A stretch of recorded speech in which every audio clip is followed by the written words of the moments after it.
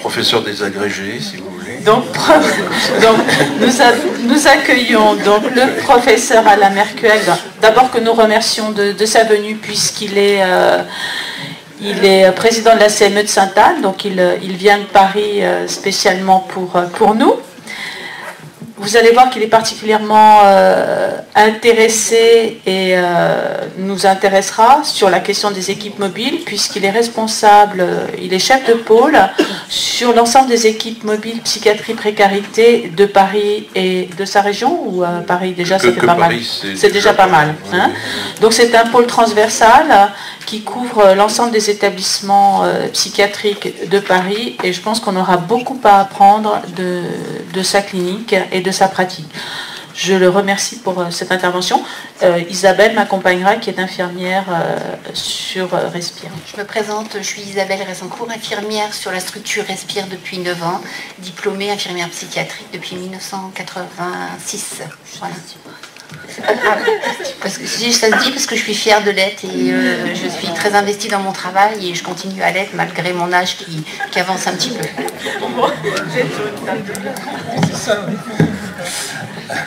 Je crois que je vais être obligé de descendre pour présenter le diaporama, juste de vous dire de quelle place je parle. Donc effectivement, on était un peu formaté sur Paris Intramuros, sur la même manière que le RAP, c'est-à-dire en réseau entre les équipes mobiles psy-précarité. Et puis, on s'est dit quand même qu'il fallait qu'on formalise un peu plus ça. Et depuis 6 mois, on s'est organisé en pôle interétablissement, donc un pôle clinique interétablissement, probablement l'un des premiers en France, qui a donc la particularité d'être tout à fait transversal entre 5 établissements. Les 5 établissements psy qui regroupent Paris. Depuis, on s'est organisé en GHT, nous en pôle de GHT, et donc je suis le chef de pôle et je suis venu avec la cadre supérieure de santé que j'ai recruté tout récemment et qui m'aide beaucoup parce qu'avant j'étais tout seul pour les 5 équipes, plus la passe psy, plus le dispositif Un chez soi d'abord, plus une unité de recherche, on essaie de travailler un peu plus la recherche dans ce domaine psychiatrie et précarité, voilà. Ça fait du travail et c'est toujours très intéressant et toujours très riche, mais nous sommes précaires, puisque d'une façon générale, les petites équipes sont très attirées par les directeurs d'établissement pour utiliser des moyens permettant de compenser le déficit de l'établissement. Donc on lutte pour notre survie. Je pense que dans votre région, ça doit être peu différent. Voilà. Peu différent, je dis. Voilà, et donc je vais vous présenter cet aspect de soigner la première rencontre. On a eu un financement par l'ARS il y a quelques années pour faire une petite clé USB qui sert de support à formation. Donc je vous en ai amené, et puis c'est libre de droit et vous pourrez l'utiliser pour former les jeunes et vous organiser autour de ça. C'est 8 petites scénettes qui racontent des histoires un peu paradigmatiques, quelqu'un sous la tente, quelqu'un en état d'ivresse, quelqu'un dans une cabine téléphonique qui est persécuté, etc. Voilà. Donc je vais essayer de vous présenter ça le plus vite possible. Voilà, la flèche. Alors, soigner la première rencontre. Donc j'ai essayé de vous donner quelques grands pans caractéristiques de cette première rencontre avec ce public très spécifique qui est une personne en précarité et présentant des troubles ou en tous les cas une souffrance psychique. Donc la première chose, c'est d'accepter l'itinérance, iti au sens de extraterrestre, parce que toute rencontre avec une personne à la rue, c'est une rencontre de troisième type. C'est-à-dire qu'on ne sait jamais comment on va entrer en contact avec ces personnes. voilà, on pourrait venir avec son protocole, sa procédure, son logigramme, tout ce qu'on voudra, ça ne marche pas. Ça ne marche pas pour plusieurs raisons et qu'on va essayer de comprendre. Tout d'abord, on est quand même très coincé par nos schémas dogmatiques, nos écoles, nos chapelles, nos dogmes. Or, encore plus à la rue, un individu, c'est quelqu'un qui présente un état clinique à soi et qui est différent de celui d'à côté. Et donc, ça suppose une rencontre totalement différente en fonction de tout ce qui s'est passé, de son histoire, de sa vie, et notamment, et on le verra plus loin, de sa stratégie de survie. Et donc le premier risque, c'est bien sûr la caricature, l'amalgame, la généralisation, hein, tous polonais, avinés, voleurs, violeurs, pédophiles, enfin bon, tout ce qu'on connaît sur la stigmatisation et la généralisation. Deuxième principe, c'est de clarifier le contexte de la rencontre avec ces personnes. Vous savez que nous avons une nébuleuse du public. Là, j'ai essayé de nommer tout ce que l'on peut retrouver comme dénomination pour ces personnes. En bleu, c'est celui qui est très très tendance, hein, c'est le sans chez soi, c'est pas facile à dire, mais voilà, c'est dans la mouvance. Et puis viennent se rajouter, bien sûr, maintenant les migrants, mot qui ne veut pas dire grand-chose, hein, puisqu'on peut retrouver là-dedans, dans cette appellation, plein de situations totalement différentes. Et face à ça, il y a une nébuleuse des intervenants, avec notamment toutes nos équipes, mais pas seulement. Il y a aussi des bénévoles, il y a des associations, il y a des équipes de la mairie, il y a des équipes du département, il y a des équipes de divers horizons. Et donc, la grande difficulté et l'un des pièges, c'est la confusion des rôles et des fonctions qui est quelque chose à éviter et qui favorise quand même les demandes à côté de la part des personnes que l'on rencontre.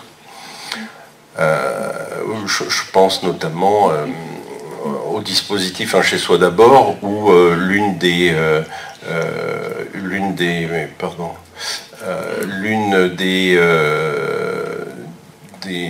comment pourrait-on dire, des idées forces, c'est de considérer qu'on n'a pas de fonction et que chacun peut faire ce que fait l'autre. Donc l'assistant social peut faire le médecin peut faire l'assistant social ou l'infirmier, etc. Ce qui peut, dans un contexte, on va le voir, de dépersonnalisation et de difficultés par rapport au public rencontré, peut rajouter à la confusion. Troisième point, c'est se méfier de la lune de miel. Hein. Bon, vous savez, notamment ceux en avancée en âge comme moi, qu'une lune de miel, ça dure que 3 mois. Hein, voilà. Après, l'amour, c'est un agencement entre des personnes, voilà, mais... donc il faut faire très très attention, hein, du style Mercuriel c'est un connard, moi je vais te sauver de la rue, tu vas voir, etc. Enfin bref, de la disqualification de l'autre à l'aune de cette lune de miel. Si on arrivait à sauver les gens comme ça grâce aux lunes de miel, ça se saurait. Or, ça ne se passe pas comme ça chez McDo. Ensuite, soigner la première rencontre, c'est accepter d'être la voiture balai du secteur. Ça veut dire que les EMPP en France sont des voitures balais, c'est-à-dire celles qui vont à l'arrière du Tour de France ramasser les personnes qui ne peuvent plus pédaler. Et on est vraiment dans cette situation-là, c'est-à-dire ce sont les exclus ou les non-inclus dans le secteur, ou quelles qu'en soient les raisons hein, d'ailleurs. Hein. Et bien voilà, on passe et puis on essaie de les remettre non pas sur le vélo, mais de leur trouver un moyen de récupérer un minimum de force pour qu'elles puissent faire leur choix, soit d'abandonner le Tour de France, hein, soit de continuer, de remonter en selle si c'est possible. Donc ça veut dire d'avoir une position quand même pour le moins humble par rapport notamment à un taux éventuellement de réussite. Cela dit, ça me fait penser quand même, vous pouvez féliciter Paris puisque, comme dit le ministre, nous n'avons plus que 50 SDF dans Paris et vous l'avez remarqué. Et donc moi, je suis assez content du travail qu'on a fourni depuis quelques années. Voilà.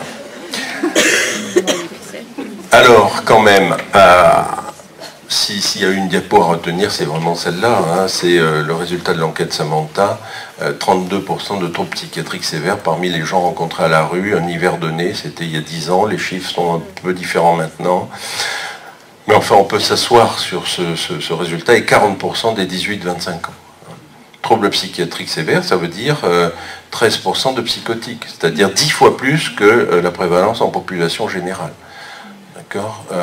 Et quand on regarde les 18-25 ans, c'est 17%. C'est-à-dire que s'il y a 6 ados dans une ville ou à la campagne qui tiennent le mur, ben, il y en a un parmi ces 6 qui est tenu par le mur. Bon, ben, il va falloir aller le voir, hein, parce que, voilà, début de psychose, etc.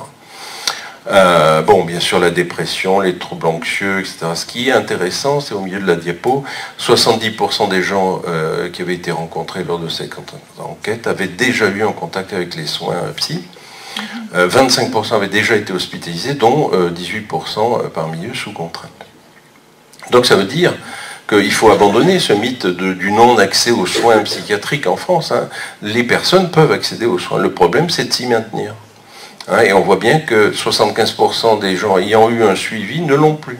Et parmi eux, parmi ceux qui n'ont pas eu de suivi au long cours, eh bien, il y a 40% de psychotiques, hein, qui s'automédiquent avec, parmi ces psychotiques, 1 sur 2 qui a une conduite addictive pour traiter ses hallucinations, son délire, sa dépression ou autre. Donc, voilà, il y a des facteurs de risque, bien sûr, hein, dans la précarité, et dont il faut tenir compte, c'est-à-dire qu'on a une chance sur 3 de tomber face à un patient psychiatrique. Suivi, non suivi, pas encore suivi, ou déjà suivi. Ce qui, donc, lors de la première rencontre, doit nous tenir en certaines vigilances cliniques, notamment. Donc des antécédents psychiatriques, mais pas que, hein, et on voit qu'il y a d'autres facteurs de risque qui vont les conduire à la rue, le faible niveau d'acquisition scolaire, on passera rapidement parce que je n'ai pas le temps de développer, la consommation d'alcool et toxique, les difficultés sociales, mais surtout l'histoire infantile perturbée, et j'insiste beaucoup là-dessus, hein, globalement, si Cosette chez les Thénardier n'avait pas rencontré Jean Valjean, elle aurait fini polytoxicomane, prostituée, séropositive, tuberculeuse, en état post-traumatique minimum, voire en état psychotique ou peut-être en état limite. Voilà, donc l'histoire infantile perturbée va laisser des traces, et chaque fois qu'on rencontre quelqu'un, il faut vraiment s'en souvenir. Cela dit, je ne sais pas si vous reconnaissez, hein, c'est Slumdog Millionnaire, je vous conseille d'aller voir ce très beau film. Tout corps plongé dans l'eau ne subit pas la même poussée qui le sort de ce bain de précarité. Hein, et les deux frères, il y en a un qui finit bien, l'autre qui finit mal. Donc ça veut dire qu'il y a aussi il y a l'inné et puis il y a l'acquis. Hein, et dans l'inné, il y a aussi cette capacité comme ça à s'en sortir, à rebondir. Bref, je vous renvoie à Boris Cyrulnik sur la résilience.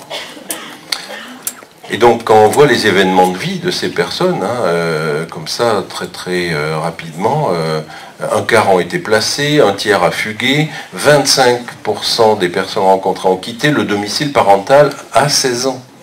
Hein, 1 sur 4 avait quitté le domicile parental à 16 ans. Plus d'un quart était suivi par un juge avant 18 ans. La confrontation aux violences intrafamiliales, bien sûr, c'est presque la moitié, des violences psychologiques ou morales, et des violences sexuelles, 19%, ce qui correspond à peu près à ce que l'on estime comme famille incestueuse en France. Hein. Il y a eu Weinstein et ça a libéré la parole, mais je pense qu'il faut qu'il y ait une autre affaire qui permette de libérer la parole autour des relations incestueuses. Et là, il y a encore du travail, mais il faut qu'il y en ait un qui se dévoue. Soigner la première rencontre, c'est aussi accepter les impacts des relations trahies. C'est quoi les relations trahies? Bien, tout simplement ce que l'on vient de voir avec notamment l'histoire infantile perturbée. C'est-à-dire que quand on est dans une famille, a priori, nos parents sont là pour nous structurer, nous donner justement le tuteur de résilience et nous permettre d'être dans une relation sécure et de s'en sortir. Or, la plupart d'entre eux ont été secondairement trahis ou d'emblée trahis par une relation insécure dès la naissance. Et là, on le voit bien, hein, avec notamment l'arrivée des migrants, on voit ce que ça peut être. Donc je pense, donc je suis, hein, disait l'autre, je marche donc je quitte, c'est-à-dire que généralement il y a une sorte d'autonomisation et de survie dès l'âge de la marche, avec plus tard un discours des parents qui veut dire mais t'es traître d'enfant, et en parallèle ou en miroir, ce sera le discours des enfants, traître parents. Donc là, il y a de la souffrance et on voit déjà comment on peut laisser tout petit déjà une empreinte relationnelle, c'est-à-dire que le lien ultérieur va se faire en creux, va se faire en manque, va se faire en doute, en suspicion de toute personne qui va approcher. Et donc, on va se retrouver avec des personnes qui vont se formater sur le plan relationnel avec la notion de « il ne faut surtout pas demander parce que de toute façon je ne suis pas entendu, que ce soit par mes parents ou par un aidant, et puis on me fait toujours des réponses à côté, donc pas de confiance. Hein, article 1 des gens à la rue, toute personne qui s'approche de moi va me trahir. Donc quand vous arrivez, bonjour monsieur, je suis là pour vous aider, ma cache, on est avec quelqu'un qui en face de nous va nous considérer comme un traître en puissance. Abandon d'appartenance, car désirer bien sûr c'est dangereux, hein, puisque ça les a conduits là, ne serait-ce même que par les parents ou les structures qui ont accueilli ultérieurement. Donc pas de statut, pas de place. Et donc on pourrait rajouter dans le fond, à ces facteurs de risque et de précarité et d'exclusion, la mauvaise utilisation des services. Alors, est-ce que c'est une mauvaise utilisation des services ou une mauvaise offre de nos services psychiques? J'ai fait une petite enquête auprès des collègues pour leur demander, en fond, est-ce que le secteur est-il adapté aux précaires ou s'est-il adapté aux précaires? Je vous rappelle quand même que le secteur a été fondé initialement pour offrir la gratuité des soins. Donc, ils disent, oui, la demande, voilà, ils ne demandent rien. Hein, comme si le fait de ne rien demander supposait qu'on passe notre chemin de soignant. Hein, un enfant à naître ne demande rien quand il est battu. Un vieux qui a fait le tour de sa vie, qui veut se suicider, il ne demande rien. Les 12 000 adolescents qui font des tentatives de suicide par an, ils ne demandent rien non plus. Les adolescents hikikomori reclus chez eux, ils ne demandent rien, etc., etc. Donc c'est pas parce qu'on ne demande rien qu'il n'y a pas de besoin. Mais ça, c'est un de nos talons d'Achille en psychiatrie. Hein. Le cadre, pour ne pas dire le carcan, hein, il n'est pas à l'heure. Hein, donc, monsieur, je sais, vous avez un syndrome de Korsakoff, revenez le 15 avril à 9h15. L'écrémage, donc il y a une dizaine d'années, j'avais sollicité la HALD, hein, qui n'existe plus, en disant mais que fait la HALD? Parce que quand même, le secteur est quand même le dispositif national le plus discriminant. Hein, puisque quand on toque à la porte d'un CMP ou d'un secteur, la première question qu'on vous pose, c'est « Quelle est votre adresse ?» Alors qu'on pourrait dire « Où est-ce que vous avez mal ?» par exemple.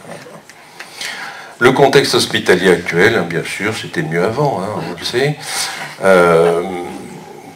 On n'a pas le temps d'en discuter, je pense que les soins sont vraiment de mieux en mieux. Là où on perd, c'est sur la qualité du prendre soin. Or, ces personnes-là ont peut-être besoin aussi qu'on prenne soin d'eux. On en parlera si on a un peu de temps. Et puis l'argument éthique.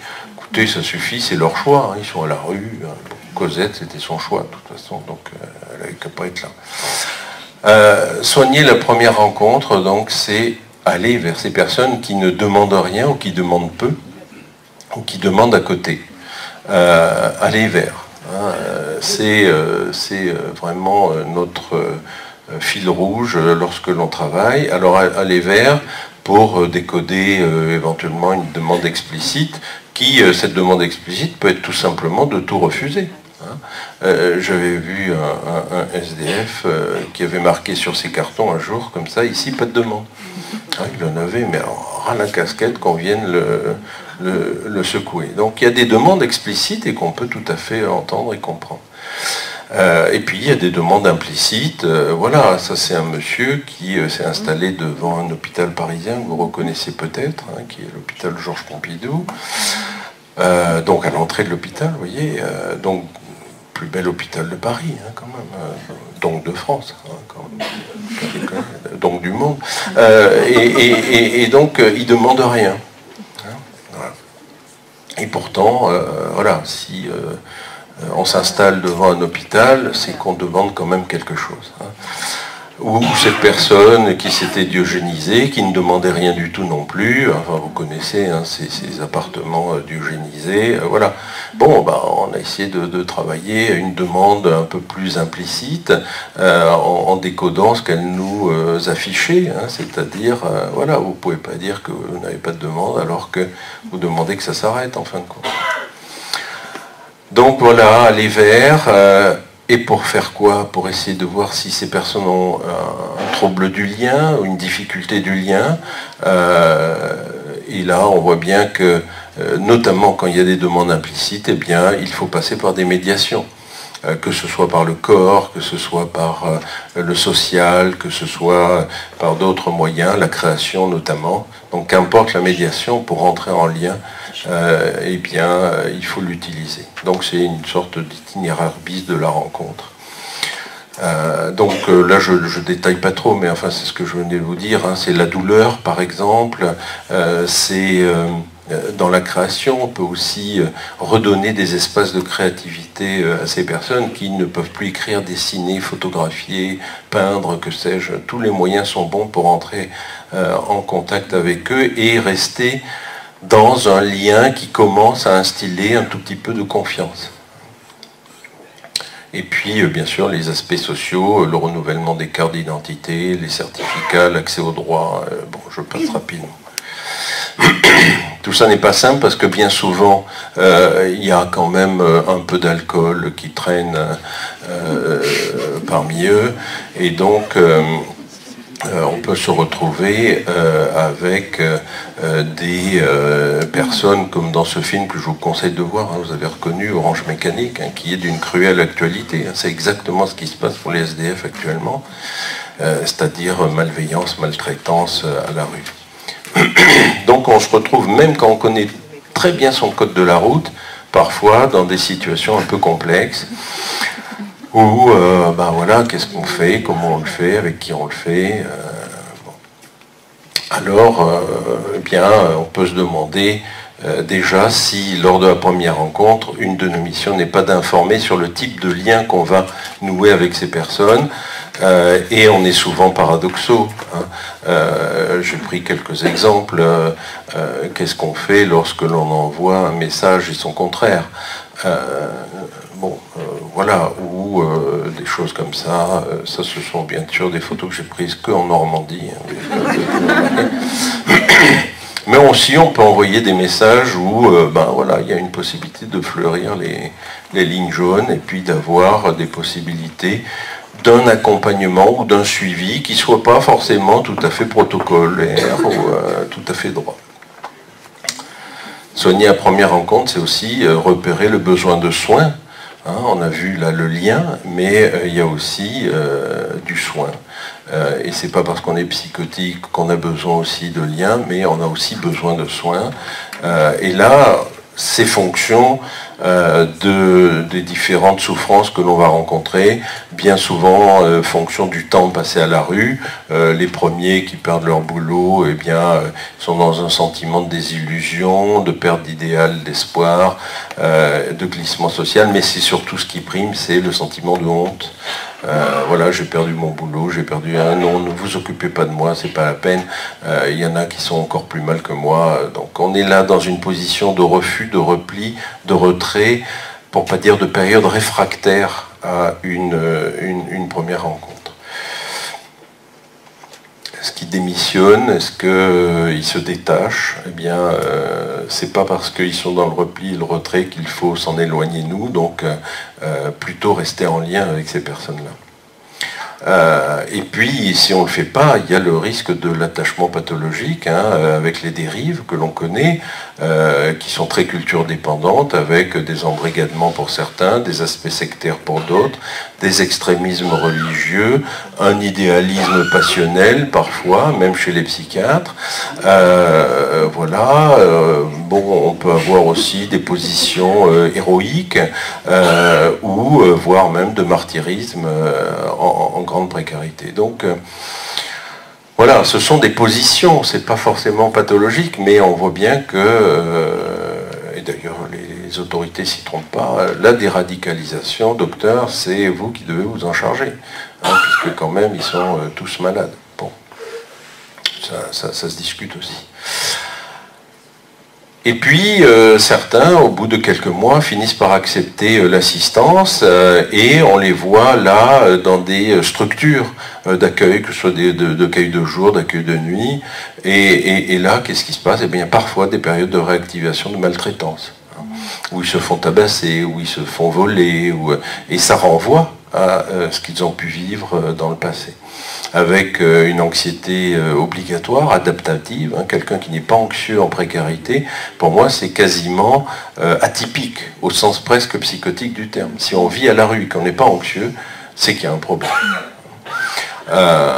Une dépression de conformité, hein, on ne va pas arriver avec un sourire banane devant l'assistante sociale en lui disant je suis à la rue. Là. Et même quand on n'est pas déprimé, il faut avoir un look dépressif si on veut quand même plaire à ceux qui sont supposés nous aider. La psychosomatisation aussi, hein, ce qui renvoie au fait qu'on ne travaille pas sans les médecins généralistes, d'où l'intérêt des PASS en milieu psy. Et puis bien sûr les états post-traumatiques, c'est-à-dire tout ce qui se passe à la rue sur les agressions, les viols et autres plaisirs de la rue. Et puis, soit ils s'en sortent, soit ils s'en sortent pas. Ceux qui s'en sortent pas, ce sont les chroniques, ceux que l'on retrouve régulièrement allongés sur nos trottoirs, avec des stratégies d'errance différentes, des polytoxicomanies, mais surtout des mythomanies de survie. Hein. Docteur, venez m'aider, moi j'ai ma grand-mère qui est en prison, j'ai mon oncle qui est toxicomane, j'ai mon frère qui est ministre en prison, etc. Également, à côté de cette mythomanie, il peut y avoir une paranoïa de survie. Et donc on va penser tout de suite, ah oui, c'est un grand paranoïaque. Non. Pour vivre à la rue, il faut être anxieux, il faut être parano. Et si on n'est pas parano, on ne survit pas.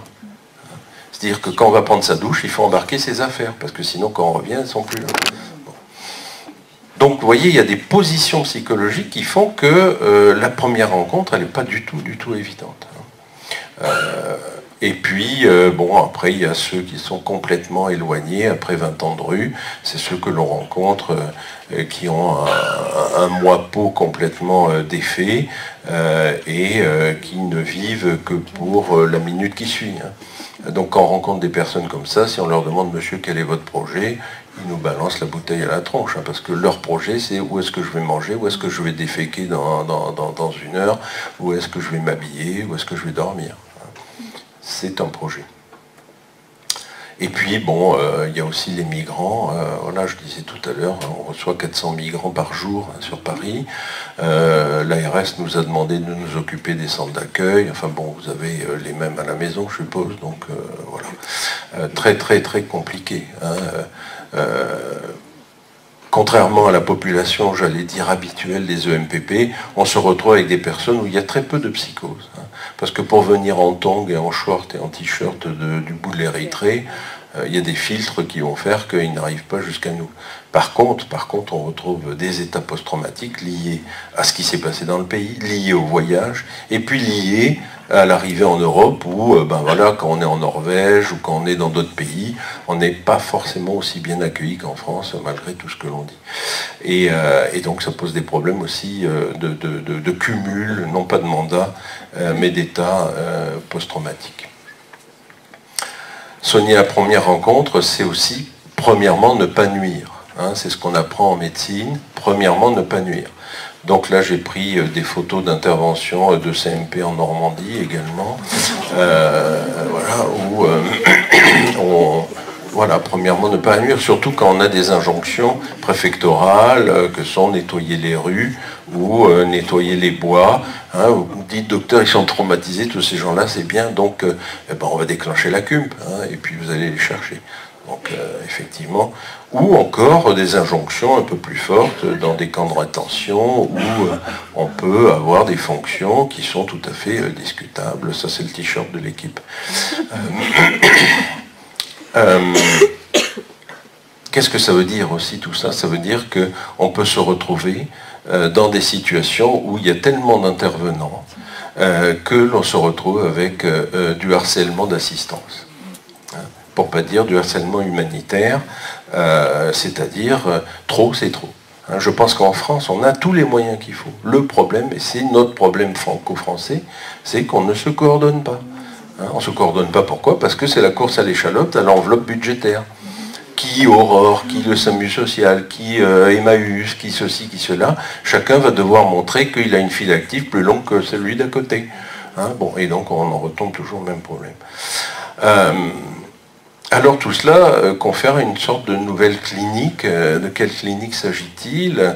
Voilà, vous avez reconnu, c'est la patate chaude.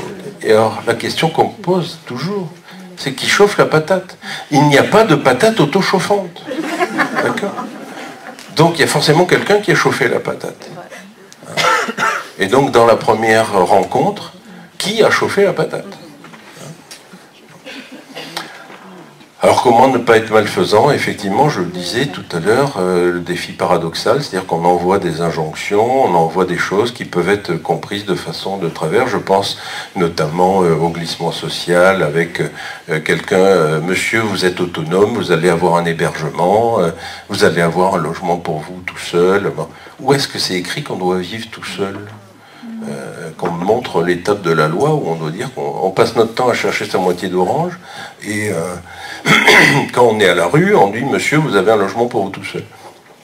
Il y en a qui ne supportent pas et qui demandent à vivre en communauté, qui demandent à vivre en logement partagé, en logement associatif, en logement thérapeutique, pourquoi pas, en tous les cas, pas forcément tout seul. Donc ce qui pose la discussion de un chez soi d'abord, qui pourrait être un chez nous d'abord. Mais enfin bon. Et puis c'est la question aussi de l'anorexie sociale, hein, qui avait été décrite par un de mes prédécesseurs, Dr Simonet, où voilà ce qui s'est passé avec les enfants de Don Quichotte l'hiver 2006-2007, où très très rapidement on avait logé des gens. Les personnes ne supportent pas la vitesse et la précipitation. Hein. C'est comme si vous receviez une anorectique, je dis une parce que c'est souvent des femmes, premier jour d'hospitalisation, premier repas, vous proposez choucroute, cassoulet, couscous. Au premier repas, il va y avoir un problème, hein, dépendamment des dents du fond qui vont baigner, il va y avoir quelque chose qui va être la fuite, la fugue, le suicide, etc. Hein, et quand on va trop vite, eh bien, voilà, ça va trop vite pour eux. Dans notre jargon, on dit qu'il faut tant de temps pour sortir les gens de la rue que le temps qu'ils y ont passé. Donc si votre chef vous dit, écoutez, voilà, ça fait 8 ans qu'il est à la rue, je vous donne 2 mois pour sortir de la rue, non. Donc, si vous donnez 8 ans, eh ben, voilà, vous aurez peut-être des chances d'y arriver. Peut-on supporter ce dont on a le plus besoin? Voilà, c'est la question que se posent ces personnes. Quand j'ai eu des parents, ils m'ont trahi. Quand j'ai été placé, j'ai été à nouveau agressé sexuellement. Quand j'ai été en prison, je me suis fait sodomiser. Quand j'étais, bref, que du traumatisme, que de la trahison. Et donc l'aide peut être dangereuse. Hein. Ça peut expliquer en partie les refus de ces personnes qu'on rencontre. Et puis, voilà, il faut travailler autour du consentement, donc éclairé en consentement. Hein. On dit qu'il y a un consentement éclairé, mais où est la lumière? Hein. Donc c'est nous qui essayons d'éclairer ce consentement. Puisque des gens peuvent accepter une rencontre et c'est tout. Ils ne veulent pas aller au-delà. Bon, bah oui, je suis content de vous avoir vu, docteur, passez votre chemin. Bon. L'objectif de la première rencontre, ça sera de créer une deuxième. Il n'y a qu'un seul objectif d'une première rencontre. C'est de s'assurer qu'on pourra rencontrer une deuxième fois. Et pas d'autre. Pas d'autre. Donc ça veut dire essayer d'entrer en discussion et de recréer cet espace d'échange et de discuter sur quoi? Essentiellement sur la souffrance, la reconnaissance de la souffrance, l'acceptation de la souffrance et au-delà, l'acceptation de l'apaisement de cette souffrance. Que ce soit l'alcool, que ce soit la douleur, que ce soit le fait de vivre à la rue, etc. Et puis l'apaisement, ça suppose une information sur cet apaisement. Quel traitement? Bon, bah écoutez, voilà, je viens avec ma mallette, sismohut, je viens et puis je vous fais dans la rue ce qu'il faut pour vous traiter. Bon, et ça s'explique. Et puis, peut-être, au-delà, ensuite, c'est le consentement global. Mais vous voyez que le consentement, c'est pas un consentement univoque, oui ou non. C'est parcellaire. Hein. Et donc, comme un maire ou un ministre ou un futur président de la République, faut faire campagne pour obtenir le plus petit oui possible et puis faire grandir ce oui. Donc le consentement, ça suppose donc de rencontrer les gens plusieurs fois. Donc cette accroche avec le public à la rue, bien c'est d'abord d'être clinicien, de bien connaître ce qu'est la psychose, de bien connaître ce qu'est la souffrance post-traumatique, de les rencontrer et d'avoir une clinique de l'abord, et c'est assez riche, c'est assez intéressant, et puis dans le fond, je trouve que c'est assez humain, et c'est un travail qui plaît beaucoup. Voilà, je vous remercie de votre attention.